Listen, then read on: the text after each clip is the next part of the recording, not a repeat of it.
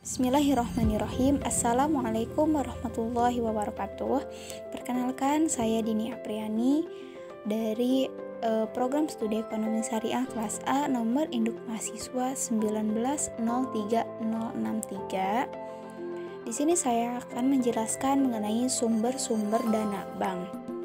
Definisinya yaitu usaha bank dalam menghimpun dana untuk kegiatan operasionalnya karena sesuai fungsinya sebagai bank. Nah, dana itu bisa diperoleh dari yang pertama, simpanan yang berasal dari bank itu sendiri. Secara garis besarnya, pencarian dana sendiri itu terdiri dari yang pertama, setoran modal dari pemegang saham, yang kedua, cadangan-cadangan bank. Maksudnya adalah cadangan-cadangan laba pada tahun lalu yang tidak dibagi kepada para pemegang sahamnya. Cadangan ini sengaja disediakan untuk mengantisipasi laba tahun yang akan datang. Lalu, yang selanjutnya, laba bank yang belum dibagi. Nah, hal ini merupakan laba yang memang belum dibagikan pada tahun yang bersangkutan sehingga dapat dimanfaatkan sebagai modal untuk sementara waktu. Sumber dana yang kedua yakni dana yang berasal dari masyarakat luas.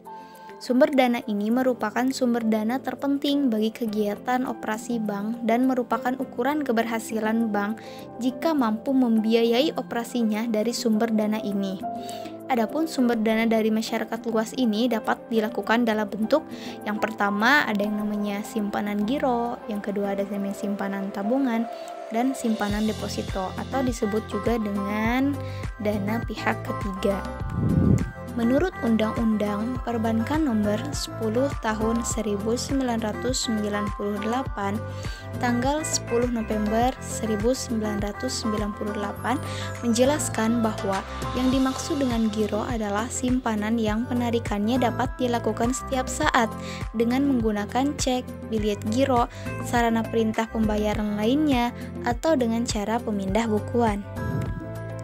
Simpanan tabungan, yakni simpanan yang penarikannya hanya dapat dilakukan menurut syarat-syarat tertentu yang disepakati, tetapi tidak dapat ditarik dengan cek, bilet giro, dan atau alat lainnya yang dipersamakan dengan itu. Jadi untuk simpanan tabungan ini bisa diambil kapan saja. Deposito adalah simpanan yang penarikannya hanya dapat dilakukan pada waktu tertentu berdasarkan perjanjian nasabah penyimpan dengan bank. Jadi sumber dana bank yang pertama itu tadi ada yang berasal dari bank itu sendiri, yang kedua ada yang berasal dari masyarakat luas. Nah, ini yang ketiga. Yang ketiga, sumber dananya itu bersumber dari lembaga lainnya.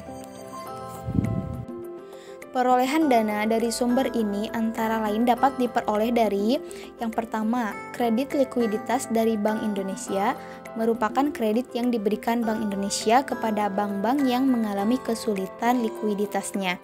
Kredit likuiditas ini juga diberikan kepada pembiayaan sektor-sektor tertentu. Yang kedua, ada pinjaman antar bank. Yakni biasanya pinjaman ini diberikan kepada bank-bank yang mengalami kalah clearing di dalam lembaga clearing. Pinjaman ini bersifat jangka pendek dengan bunga yang relatif tinggi. Yang ketiga, ada pinjaman dari bank-bank luar negeri. Merupakan pinjaman yang diperoleh oleh perbankan dari pihak luar negeri. Nah, yang terakhir ini ada surat berharga pasar uang atau SBPU. Dalam hal ini, pihak perbankan menerbitkan SBPU, kemudian diperjualbelikan kepada pihak yang berminat, baik perusahaan keuangan maupun non-keuangan.